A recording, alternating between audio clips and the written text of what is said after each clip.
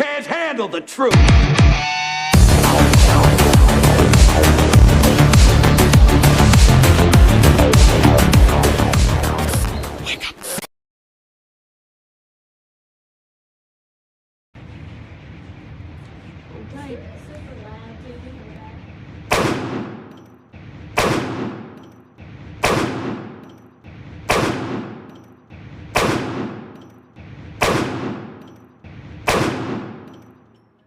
So for those of you just joining me live, active shooter incident at the Tumbler Secondary School.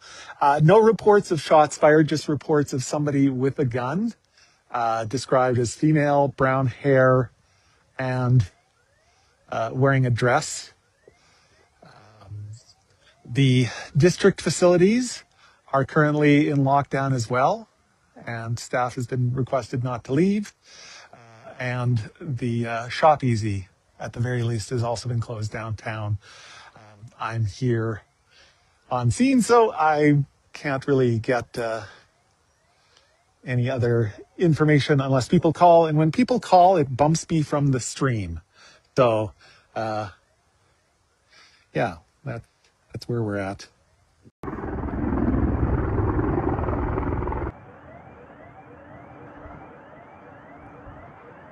Is it daughter? He's a son. He isn't there.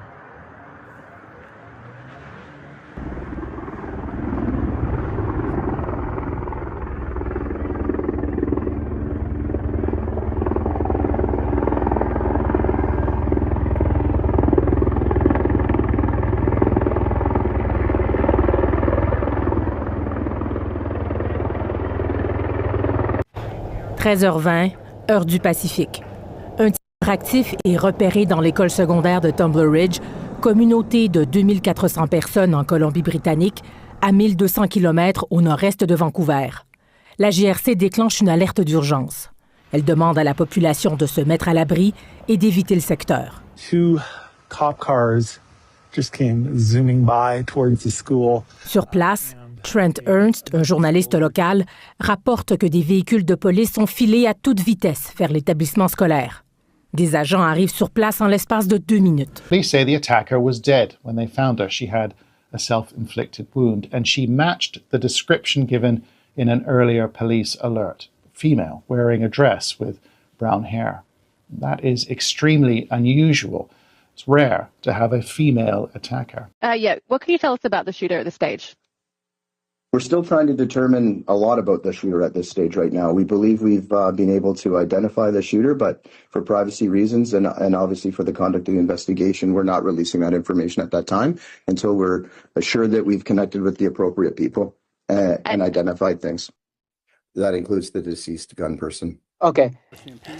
La GRC et de la place et de détachements locaux sont arrivés dans les 2 minutes de l'appel original. À l'arrivée, il y avait des tirs de feu et en s'approchant de l'école, on les a pris pour cible. Ils sont entrés dans l'école pour trouver la cible et on a pu trouver l'auteur de la fusillade avec des coups de feu qui avaient été infligés par elle-même. Jessie Vanring, de 18 ans, est une résidente de Tumbler Ridge. Nous croyons qu'elle a agi seule et maintenant, il n'y a pas d'autres suspects. Est-ce qu'il y avait des signes précurseurs? Réponse. Donc, c'est une femme de 18 ans. Elle s'appelle Jessie. Il y a un historique de présence policière à la résidence familiale. Certains appels étaient reliés à la santé mentale de cette personne. Vous parlez de santé mentale, d'un historique à cet égard. Qu'en est-il? Réponse. Je vais vous peut-être formuler des commentaires d'ordre général. La police est rendue à la résidence à de nombreuses reprises depuis plusieurs années déjà, quand il y avait des préoccupations entourant la santé mentale du suspect. Je peux dire qu'à différentes occasions, le suspect a été pris en charge pour de l'évaluation et du suivi. Est-ce que ces interactions avec la police touchaient aussi à des armes à feu? Réponse, oui.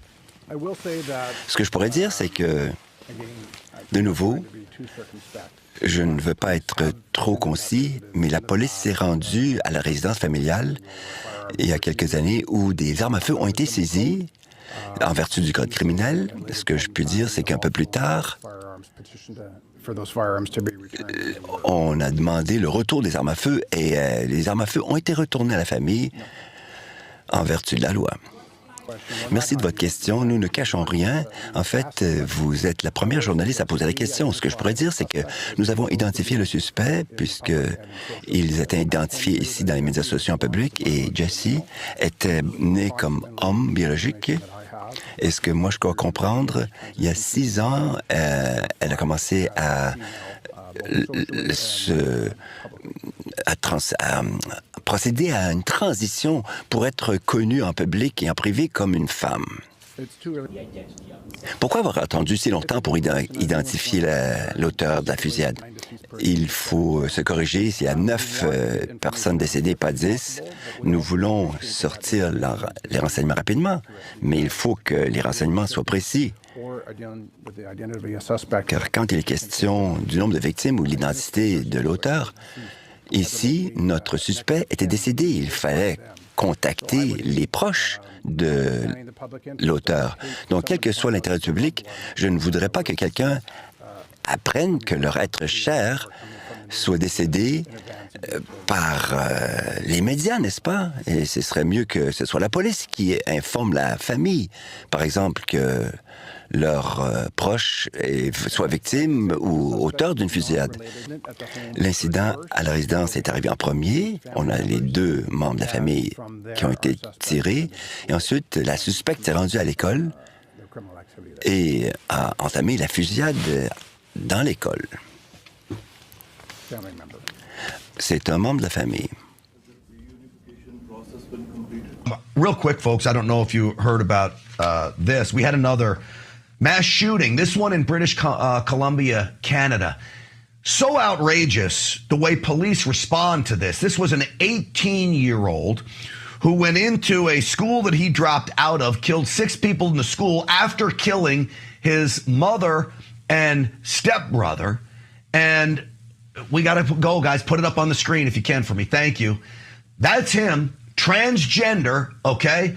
Transgender shooter, and this is how the police refer to him. That includes the deceased gun person. Okay. And then separately, do you know the gun person's relationship to The deceased gun person, yes, he took his own life. The gun person, he's a gunman. He was born a man. He may dress up as a woman. He is a man. It gets worse. Listen to this from police. And we're not hiding it. In fact, you're the first media to ask the question. I will say this. We identified the suspect as they chose to be identified in public and in social media. I can say that Jesse was born as a biological male who approximately, the information that I have, approximately 6 years ago began to transition to female and identified as female both socially. You're just as mentally insane as the shooter is. You identify a mass shooter by the pronouns that he wants to be identified by? He just shot and killed 8 people. Wake up, Canada. Mais d'abord, on revient sur la tragédie en Colombie-Britannique. C'est toujours l'onde de choc après la fusillade qui a fait 8 morts dans une école secondaire hier. 27 personnes ont été blessées, dont bon nombre d'adolescents. Et les autorités ont dévoilé aujourd'hui l'identité de la suspecte, Jessie Van Totseller, une jeune femme de 18 ans qui s'est enlevée la vie. Sabrina, tout le Canada est en deuil et les réactions sont aussi nombreuses par-delà nos frontières. Oui, c'est inouï de voir à quel point cette tragédie touche des gens du monde entier. D'ailleurs, on va se diriger tout de suite de l'autre côté de l'Atlantique où il y a le roi Charles III et la reine Camilla qui ont offert leurs condoléances dans un long message publié sur Facebook. Vous voyez également Volodymyr Zelensky qui a offert ses condoléances. Le président français aussi, Emmanuel Macron, qui a eu quelques mots aussi concernant la tragédie en indiquant que la France se tient aux côtés des Canadiens. En fait, c'est tout le Canada qui s'est réveillé vraiment en état de choc ce matin et les messages de condoléances, eh bien, ils viennent de partout, d'un bout à l'autre du pays et même de l'étranger, puisque le président Macron et le roi Charles ont envoyé des messages de condoléances. Alors, c'est un premier ministre ministre canadien Mark Carney, visiblement très ému, qui a lui aussi présenté ses condoléances et il a dit c'est une journée difficile pour le Canada. Toute la nation est derrière cette petite communauté de la Colombie-Britannique. Il a aussi lancé un message d'unité aux Canadiens, message également repris par le chef conservateur, le chef de l'opposition officielle, le conservateur donc Pierre Poilievre, qui s'est dit dévasté par la tragédie, ainsi que le premier ministre du Québec, François Legault. D'ailleurs, ça rappelle de très mauvais souvenirs aux Québécois, puisque cette tuerie est survenue dans une école. Il y a eu plusieurs tueries dans des écoles ici au Québec, dont la pire, on s'en souvient, qui était Polytechnique en décembre 1989, quand un masculiniste est allé abattre de sang-froid 14 jeunes femmes, 14 étudiantes. Et donc cette tuerie en Colombie-Britannique, eh bien c'est une des pires à survenir au Canada. On ne sait pas encore qu'est-ce qui a motivé cette femme à poser ce geste atroce.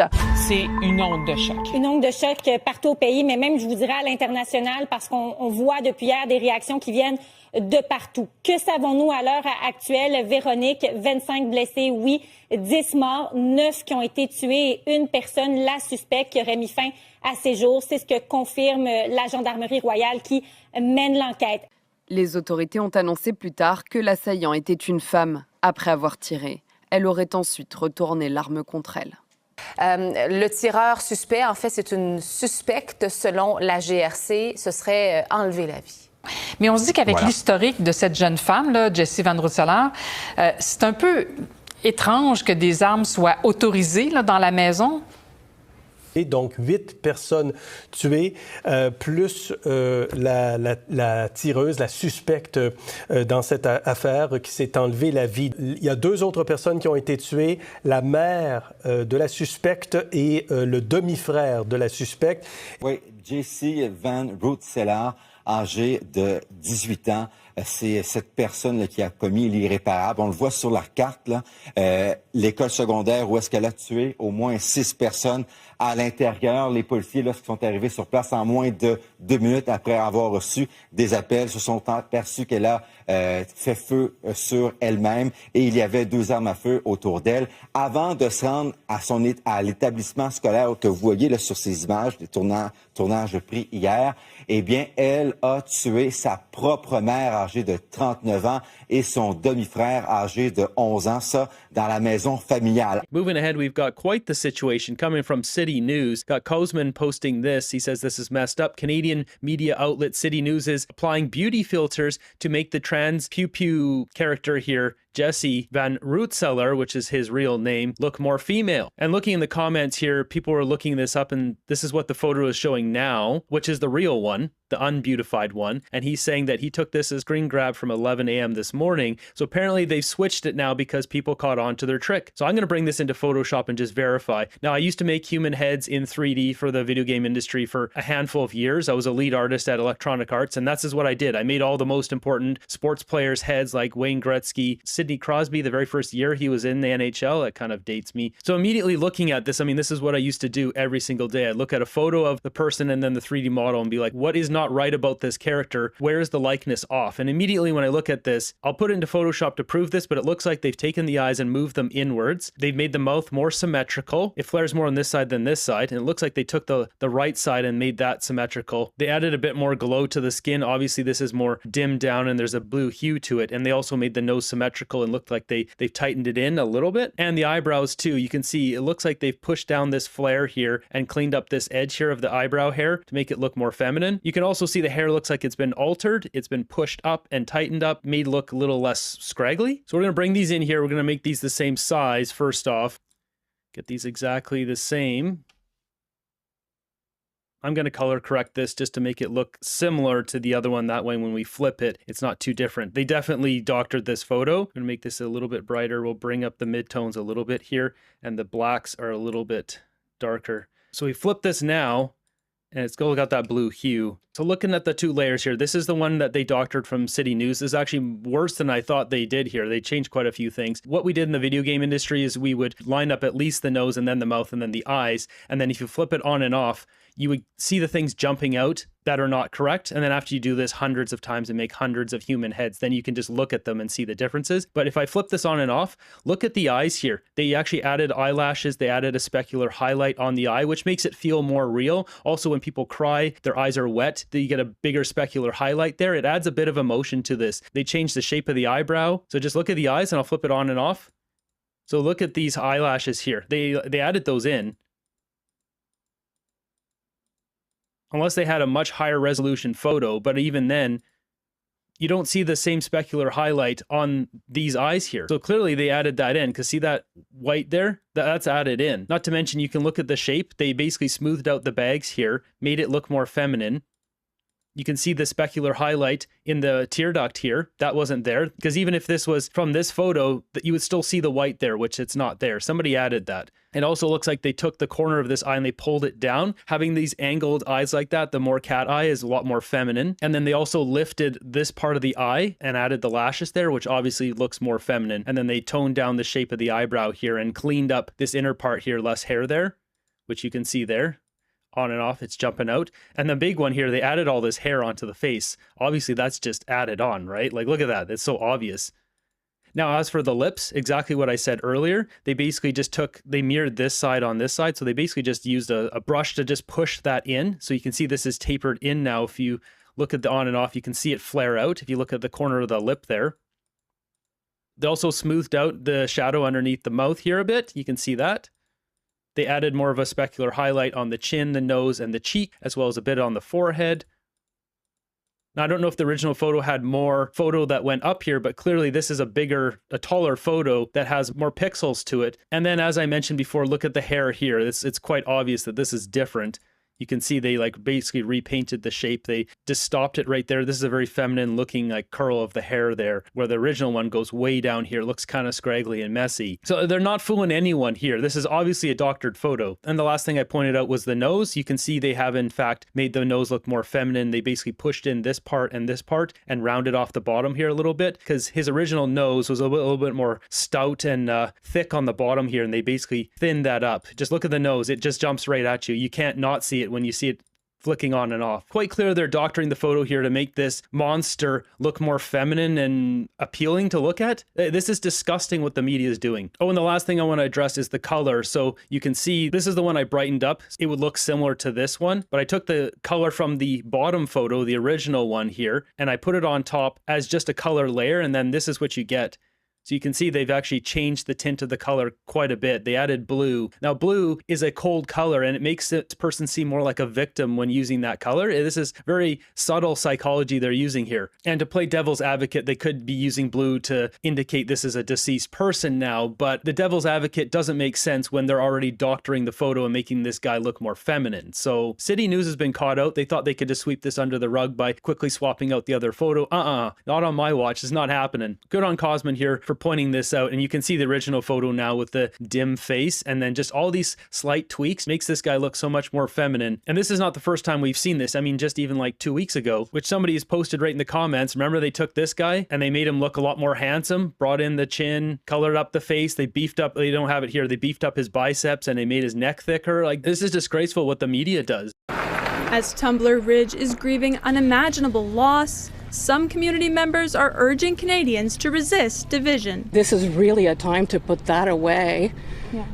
and to really think about compassion and love and really making those changes, not to attack groups. But since the RCMP identified trans teen Jessie Van Rootselaar as the suspect in the mass shooting, anti-trans rhetoric has run rampant, even though there is currently no evidence to suggest Van Rootselaar's gender identity is linked to the crime. It's too early to say whether that has any correlation in this investigation. Trans people are substantially more likely to be victims rather than perpetrators of violent crimes. There's fear around different identities. What we know is that people don't do these things because of their individual identity. In the wake of the tragedy, BC MLA Tara Armstrong baselessly claimed so-called transgender ideology is radicalizing youth youth and unlocking violent impulses. A day later, the BC Human Rights Commissioner said she is disappointed by the spread of anti-trans disinformation. Using this horrific incident to conflate trans identities with violent tendencies is incorrect, irresponsible, and frankly dangerous. Reducing the truth down to one aspect of somebody's identity, whether it's their gender, their race, pulling one aspect out of context, that's not about seeking truth. Between 32 to 41% of trans people are estimated to have attempted suicide in their lifetimes due to stigma and discrimination, something a now removed Reddit account JessieBoy347, appearing to belong to Van Rootselaar, described. It really hurts. I am genuinely considering taking my own life. The suspect's mother, Jennifer Strang, posted on social media a few years ago in support of her child's identity, urging an end to trans hate, Chris.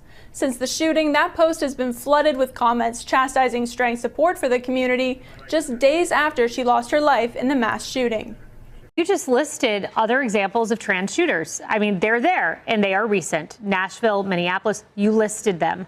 And in each case, the media doesn't give us the facts. I thought it was the job of the media to give us all the facts. Then we can make our own conclusions as a society about what to think about those facts. But they're actively concealing the facts because they have an agenda.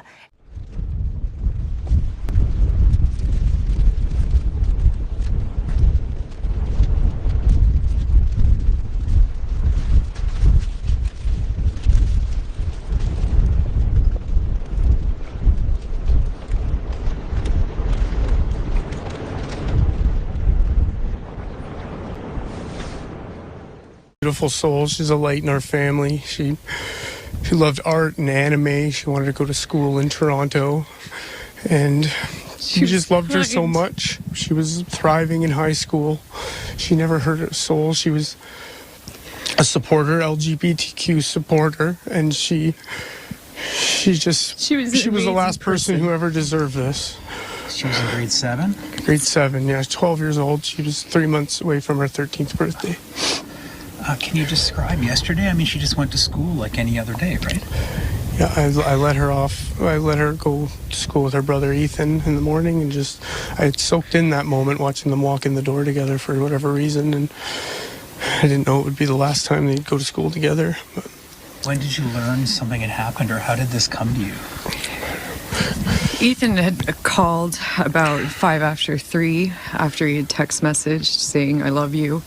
And he called and said that he was in a utility room and that he was hiding and he didn't know where Kylie was. Sorry, can I just say something? I just want to touch on this. Like, I see... How old is he? Sorry. He's 15. Okay, but sorry, when I open social media, I'm seeing lots of stuff about the shooter. I'm seeing the ideology stuff. And I don't think any of that matters when there's 9 other souls that were lost that day, like 7 kids and 2 adults. And we need to put their pictures up on social media. Like, there's a hero named Maddie Levesque who did CPR on my daughter for 45 minutes. And she was the one who came and told us 9 hours later that our daughter had passed because the police hadn't said anything to us. Like, these are the heroes. You want to put someone's picture up on the news, put Maddie's picture up, put my daughter's picture up, and Takaria and Abel and Ezekiel and Maya, who's still fighting for her life. Put all their pictures up. Let's stop giving this psychopath the recognition, because these kids were lost before they got to become teenagers. So let's put their pictures up, please, and remember them, not this murderer. You must have known all these kids. Yeah, I taught some of them soccer. Most of them were in Kylie's class. One of them was Kylie's best friend. Takaria was Kylie's best friend. This is so devastating to our community. I walked around our rec center for about 6 hours looking for my child. The police wouldn't tell me anything. I went home not knowing where my daughter was until a high school kid named Maddie Levesque came here and told us her story about trying to save my daughter's life. The police didn't tell us anything. We had to find out through the community and through kids and rumors in the stands. We had to count because we were watching the news put up body counts and we weren't being told anything. And so we were doing numbers and math and figuring out, is our kid in a helicopter or is our kid dead? Like, it was so much confusing. No one told us anything all day. There's going to be a lot of Canadians watching this. What is your message to people who are seeing this and feeling your pain? Just hold your kids tight. Tell them you love them every day. You never know. You never know. That's all. Yeah. It's about her. Too. Let's get that guy's face off the internet. Let's put these kids up there. They're amazing kids. I knew them all. I taught them soccer. We went to school. All these families know each other. We grew up together, and it's a small community. These are the kids who deserve recognition. We all know each other. This is devastating not only to our family, but to so many other families. We live here because these things don't happen.